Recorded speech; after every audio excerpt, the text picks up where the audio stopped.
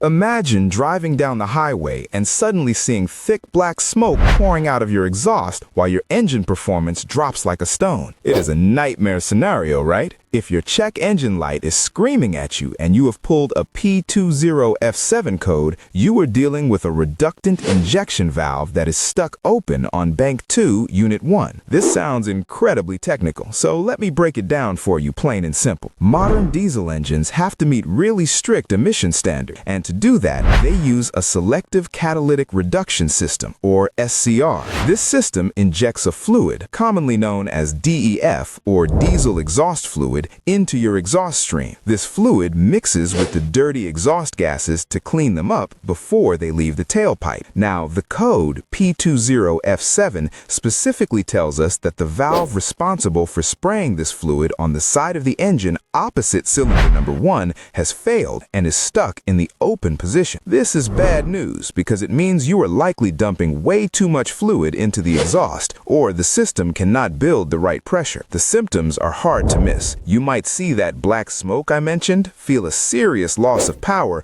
or notice your fuel efficiency taking a hit. If you ignore this, you are risking expensive damage to your catalytic converter and the entire exhaust filtration system. So, how do we fix this without tearing our hair out? First, you need a diagnostic scanner and a digital volt-ohm meter. Before you start replacing parts, pop the hood and look at the wiring harnesses around the reductant heater and injector. We are looking for burnt wires or loose connectors, which are surprisingly common. If the wiring looks good, you need to clear the codes and drive the vehicle to see if it comes back immediately. If it does, use your scanner to activate the injector valve manually. You're checking to see if the computer can actually control it. If the voltage signals are correct, but the valve is not responding or staying shut, then you likely have a failed injector valve that needs replacing. It is basically a solenoid, and like any mechanical part, it can wear out and stick. Do not let this one slide, because a disabled SCR system can put your truck into a severe limp mode where you will barely be able to drive it.